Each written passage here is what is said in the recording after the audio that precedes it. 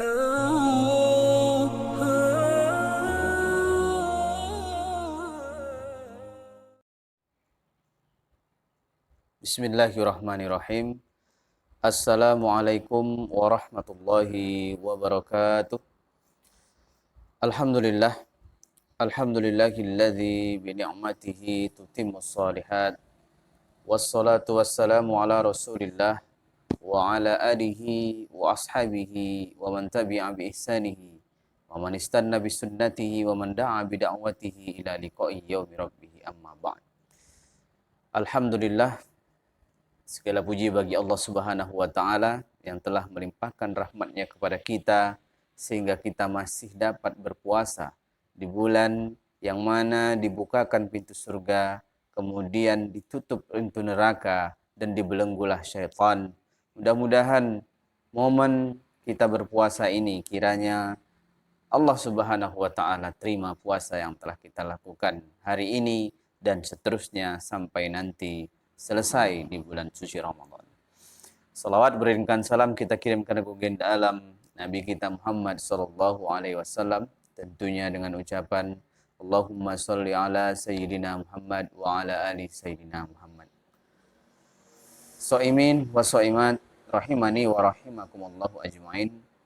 Para pendengar dimanapun kita berada, di tengah pandemi ini tidak lupa kita berdoa, Allahumma inna na'udzubika minal barasi wal junun wal judzam wa min sayyi'il asqam. Ya Allah, jauhkanlah kami dari segala macam penyakit yang buruk-buruk, penyakit gila, penyakit kusta, penyakit yang menular. Maka mudah-mudahan dengan doa yang kita lakukan ketika kita berpuasa ini, kiranya Allah Subhanahu wa taala menyelamatkan kita di tengah-tengah pandemi COVID-19 ini. Amin ya rabbal alamin. Shaimin wa shaimat rahimani wa rahimakumullah. Pada kajian sebelumnya kita membahas tentang sunnah-sunnah berpuasa dan adabnya. Hari ini kita mesti tahu apa-apa yang hal-hal yang dimakruhkan ketika kita berpuasa. Hal-hal yang makruh bagi orang yang berpuasa. Apa itu makruh? Makruh adalah suatu perbuatan yang jika dilakukan maka dia tidak berdosa atau tidak menyebabkan sesuatu itu batal. Namun kalau ia tinggalkan sesuatu itu akan lebih aman dan mungkin lebih sempurna suatu amalan. Itu yang dinamakan dengan makruh. Boleh dilakukan, namun lebih baik ditinggalkan. Kalau dilakukan dia tidak akan mendapatkan pahala, ditinggalkan dia akan mendapatkan kesempurnaan daripada sesuatu amal ibadah. Itulah yang dikatakan dengan makruh. Shaimin wa shaiman rahimani wa rahimakumullah. Adapun yang dikatakan Syekh Wahbah Zuhaili dalam fikih Islam wa adillatuhu tentang makruhatus siyam, hal-hal yang dimakruhkan ketika kita berpuasa. Yukrahu fis shaumi ma ya'ti. Adapun beberapa hal yang dimakruhkan untuk orang berpuasa, yang pertama shaumul wisal, puasa yang menyambung. Apa definisi yang termaktub di dalam buku Fikih Islam wa Adillatuhu tentang puasa wisal? Wa huwa alla yuftiru bainal yaumaini bi aklin wa syurbin. Alla yuftiru bainal yaumain bi aklin wa syurbin. Ada orang yang berpuasa, ketika masuk waktu berbuka puasa, dia tidak membuka puasanya bi aklin wa syurbin baina yaumaini, sampai 2 hari lamanya. Ini makruh, wa huwa makruh inda aktsaril ulama. Mayoritas ulama mengatakan puasa yang menyambung ini adalah makruh. Maka puasa yang menyambung ini adalah makruh. Shaimin wa shaimat rahimani wa rahimakumullah. Rasulullah sallallahu alaihi wasallam diriwayatkan pada hadis Ibnu Umar, wasala Rasulullah sallallahu alaihi wasallam fi Ramadan. Fa wasala an-nas fanaha Rasulullah sallallahu alaihi wasallam 'anil wisal. Dulu Rasulullah ketika di bulan suci Ramadan, beliau melakukan puasa wisal, dinyambung puasanya. Dia tidak berbuka puasa dulu. Fawasalan nas. Maka ketika Rasulullah SAW menyambung puasanya, maka manusia, kemudian para mukminat saat itu mengikutinya. Fanaha Rasulullah SAW 'anil wisal. Kemudian melihat para mukminin wal mukminat waktu itu mengikuti Rasulullah SAW, naha, beliau melarang. Faqalu, melihat beliau melarang mereka, maka mukminin wal mukminat bertanya. Mereka mengatakan, innaka tuwasil. Ya Rasulullah, kenapa engkau melarang? Padahal engkau menyambung puasa. Innaka tuwasil. Qala, inni lastu ka'ahadikum. Sesungguhnya aku bukanlah seperti kalian. Tidak ada yang di antara kalian yang sama sepertiku. Apa maksudnya? Inni azalla yut'imuni rabbi wa yasqini. Pada malam hari, sesungguhnya Tuhanku memberikan aku minum dan memberikan aku makan. Saimin wa saimat rahimani wa rahimakumullah. Apa maksud daripada pada malam hari Rasulullah diberi makan oleh Allah Subhanahu wa taala dan diberikan minum? Maknanya ada dua pendapat. Yang pertama, pendapat bahwasanya fakta Rasulullah SAW dikenyangkan perutnya dari lapar dan dihapuskan dahaganya dari kerongkongannya oleh Allah Subhanahu wa taala pada malam hari. Ini pendapat yang pertama.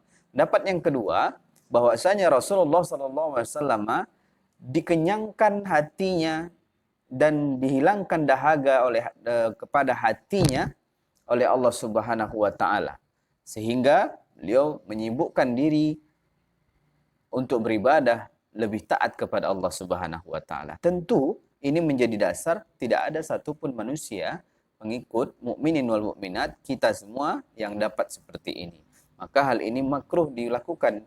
Maka jangan sampai ini menimbulkan bahaya mudarat untuk pelaksanaan ibadah setelahnya. Maka apa anjuran ulama? Anjuran ulama puasa seperti biasa, sebagaimana biasanya. Datang waktu berbuka, kita berbuka. Keesokan harinya kita sahur, maka kita dapat berpuasa kembali. Saimin wa saimat, ini adalah makruh yang pertama, yaitu puasa wisal, puasa yang menyambung. Ini makruh untuk dilakukan. Hal yang makruh yang dilakukan yang kedua adalah al-qublah. Apa itu? Melakukan ciuman. Nah, mohon maaf bahasanya agak apa? Berciuman ini bagi pasangan suami istri. Li'annahu rubbama adahul lil futri bil mani. Ditakutkan akan terjadinya hal-hal yang dapat membatalkan puasa.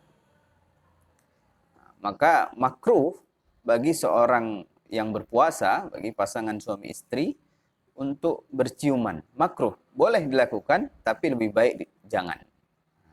Kenapa? Karena ada beberapa pasangan atau beberapa orang, laki-laki ataupun perempuan, yang hanya dengan ciuman, itu mungkin dapat membangkitkan hormon syahwat. Oleh sebab itu, dikatakan oleh ulama bahwa makruh untuk berciuman karena bisa jadi itu dapat membatalkan puasa. Bisa jadi itu menjadi muqaddimatul jima', pendahuluan daripada hubungan intim daripada pasangan suami istri. Saimin wa saimat, hal yang makruh selanjutnya untuk kita lakukan ketika kita berpuasa adalah at-turfah bil mubahat. Bermewah-mewahan ketika siang hari. Bermegah-megahan ketika siang hari. Ini makruh untuk dilakukan. Apa sebabnya? Karena ini bertentangan dengan hikmah puasa. Padahal puasa itu, apa hikmahnya? Untuk menumbuhkan rasa empati kita kepada orang yang miskin, orang yang fakir. Menimbulkan rasa simpati kita. Maka kalau kita bermegah-megahan ketika siang hari di bulan suci Ramadan, maka ini sangat bertentangan dengan prinsip atau hikmah atau faedah berpuasa. Maka bagi kita harus kita cermati, jangan sampai kita termasuk daripada orang-orang yang bermewah-mewahan, berlebih-lebihan. Misalnya dalam memakai sesuatu, pakai parfum yang banyak, kemudian pakaian yang mencolok, cukup menutup aurat, sempurna aurat, rapi, baju muslim, itu cukup. Saimin wa saimat rahimani wa rahimakumullah. Itu yang ketiga. Yang keempat, apa yang dimakruhkan ketika kita berpuasa? Dzauqut ta'am wal 'ilq.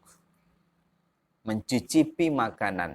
Nah, mencicipi makanan. Nah, ini bagi ibu-ibu yang masak ketika sore hari mau berbuka puasa, hati-hati. Ini makruh dilakukan. Dilakukan. Kenapa? Khaufan min wusuli syai' ilal jawf bidzauq. Ditakutkan apa yang kita cicip tadi masuk ke tenggorokan kita, maka terjadilah idkhalu syai'ilal fam. Maka masuklah kuah tadi, entah kuah apa itu, kuah rendang, kuah soto, masuk dia tadi ke dalam kerongkongan sehingga dapat mengurangi ataupun bahkan membatalkan puasa. Maka ini dimakruhkan dalam berpuasa. Wal 'ilku, juga makan permen karet. Nah, karena permen karet ini rata-rata tidak ditelan. Tetapi dengan memakan permen karet akan menimbulkan banyak sari-sari dari permen karet tersebut masuk ke kerongkongan kita. Maka jangan sampai kita makan karet. Oleh sebab itu ini makruh dilakukan oleh shaimin wa shaimat rahimani wa rahimakumullah. Hal yang makruh yang selanjutnya adalah jam'ur raik fil fam qasdan am ibtala'ahu. Nah, dikatakan di dalam buku fikih Islamu Adillatuhu bahwa mengumpulkan ludah. Jadi kita kumpulkan ludah. Fil fam qasdan. Mengumpulkan ludah terus menelannya. Nah, ini masalah. Kenapa? Karena ada yang masuk ke jauf, kerongkongan tadi. Ini dikatakan mazhab Hanafi bahwasanya jam'ur raik mengumpulkan ludah kemudian menelannya, ini makruh. Makruh untuk dilakukan oleh orang yang berpuasa. Namun mazhab Hanbali menyatakan fa'in fa'alahu qasdan fa'in akhrajahu lima baina syafataihi au infasala an famihi thumma ibtala'ahu aftara. Kalau orang itu mengumpulkan ludahnya kemudian mengeluarkannya kemudian menelannya kembali, nah, maka itu sudah batal. Ini mazhab Hanbali berkata bahwasanya kalau ludah itu setelah dikumpulkan, kemudian dipisahkan dari mulut, kemudian ditelan kembali, maka itu adalah yang menyebabkan batalnya puasa. Nah, oleh sebab itu, makruh bagi kita untuk mengumpulkan ludah, kemudian menelannya kembali. Tapi kalau kita lakukan ini, kalau ludah tertelan ketika kita berbicara, bukan merupakan hal yang makruh. Karena itu bi ghairi qasdin, bukan dengan sengaja. Itu natural. Saimin wa saimat rahimani wa rahimakumullah. Adapun hal yang makruh untuk dilakukan oleh orang yang berpuasa selanjutnya adalah al-hijamah wal fasdu. Maka bekam. Hijamah ini bekam. Fasdu adalah mengeluarkan sama dengan bekam mengeluarkan darah-darah. Ini metode tibbun nabawi, metode pengobatan yang diajarkan oleh Rasulullah SAW. Maka ketika kita berpuasa, kita dimakruhkan untuk berbekam dan melakukan fasdu. Kenapa demikian? Karena ini bisa jadi menyebabkan lemah kita. Nah, kita lemah. Maka dikatakan di sini, idza lam yut'afhu kullu minhuma 'anis shaum. Nah, kalau bekam itu tidak menyebabkan kita lemah, maka tidak mengapa. Tapi kalau menyebabkan lemah, maka makruh hukumnya. Apalagi menyebabkan diri kita bahaya. Nah, maka ini harus ditinjau dari segi medis. Oleh sebab itu, ketika berpuasa, makruh bagi kita yang berpuasa untuk melakukan hijamah atau fasdu, bekam atau fasdu. Nah, siapa yang mengatakan demikian? Ini adalah mazhab Hanafi. Menambahkan hal yang makruh adalah bekam dan fasdu. Selanjutnya, apa yang dimakruhkan ketika orang berpuasa? Idkhalul fam kullu rabbin lahu tu'mun. Memasukkan segala sesuatu yang bersifat makanan ke dalam mulut. Entah itu biji-bijian, entah tadi mencicipi sesuatu. Kalau sudah masuk, maka makruh. Nah, ini dikatakan oleh Maliki dalam hal makruhatu fisyam. Kemudian, apalagi yang dimakruhkan? Al-mubalaghah fil madmadah wal istinsyaq. Nah, ini ada 3 mazhab. Mazhab Maliki, Syafi'i, Hambali berkata bahwasanya istinsyaq wal madmadah. Madmadah berkumur-kumur, kemudian istinsyaq memasukkan air ke hidung merupakan hal yang makruh ketika kita berpuasa. Ini dikatakan oleh mazhab Maliki, Syafi'i, dan Hambali. 3 mazhab ini sepakat bahwasanya al-madmadah wal istinsyaq adalah makruh dilakukan ketika kita berpuasa. Selanjutnya, mudawatu nahrul asnan naharon. Dikatakan di sini mengobati gigi yang sakit ketika siang hari. Mengobati. Bisa jadi di sini mengobati dikatakan dengan sikat bisa, atau dengan pelaksanaan tinjauan medis dimasukkan ketika berpuasa. Nah, ini merupakan hal yang makruh. Tapi ada syarat, ada kondisinya. Illa li khaufin dararin fi ta'khirihi. Kecuali kalau kita akhirkan pemeriksaan itu akan menyebabkan bahaya. Boleh dilakukan. Tapi kalau tidak bahaya, masih bisa ditahan, maka makruh bagi kita untuk melakukan pengobatan pada siang hari bulan suci Ramadan. Nah, ini menurut pendapat mazhab al-Maliki. Kemudian, apa yang dimakruhkan lagi? Al-iktsar minan naumi naharan wa fudulul qaul wal amal. Lagi-lagi mazhab Maliki menjelaskan bahwasanya al-iktsar minan naum, membanyakkan tidur di siang hari itu merupakan hal yang makruh. Nah, ini dapat kita ambil fadilah amalnya, bahwasanya puasa bukan hanya menahan diri tidak berbuat apa-apa.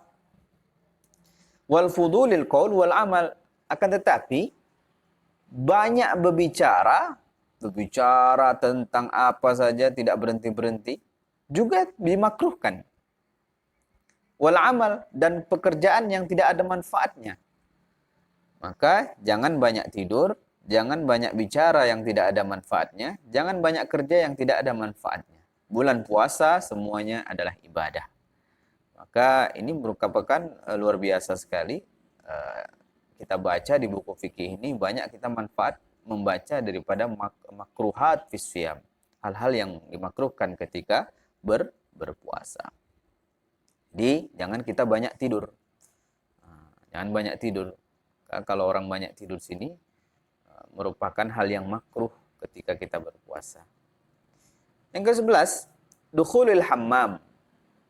Nah, mazhab Syafi'i berkata masuk ke dalam kamar mandi berlama-lama.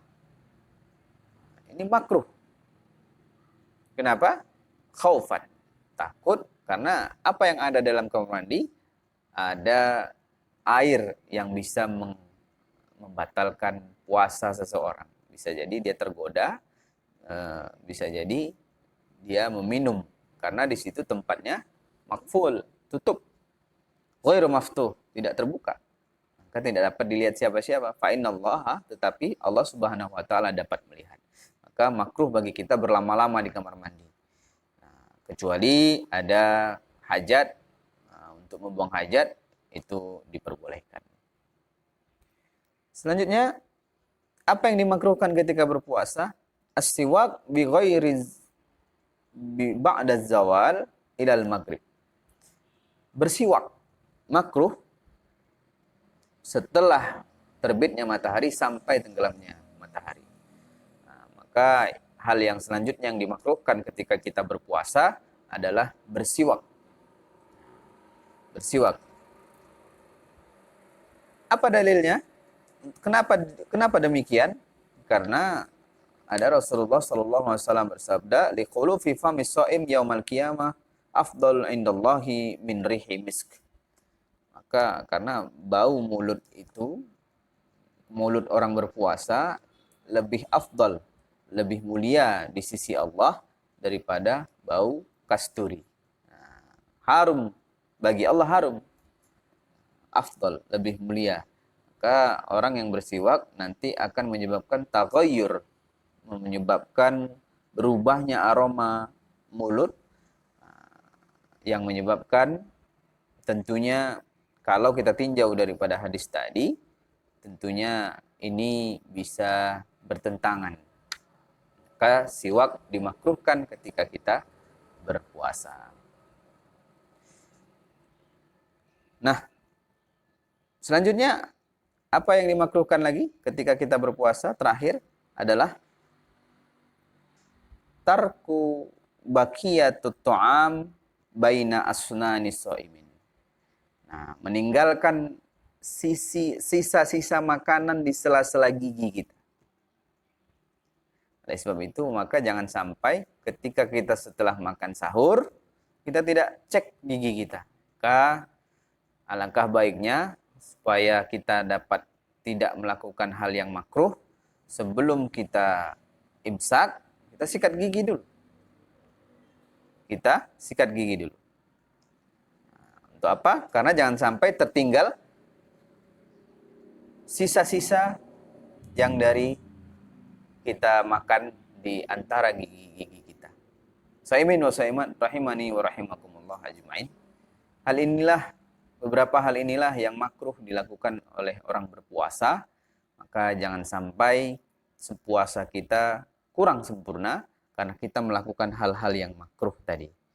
Maka mudah-mudahan ini bisa melengkapi fikih puasa, dan kita akan lanjutkan kajian kita insyaallah pada kesempatan berikutnya mengenai tema-tema yang terkait dengan puasa ataupun terkait dengan hal yang lainnya.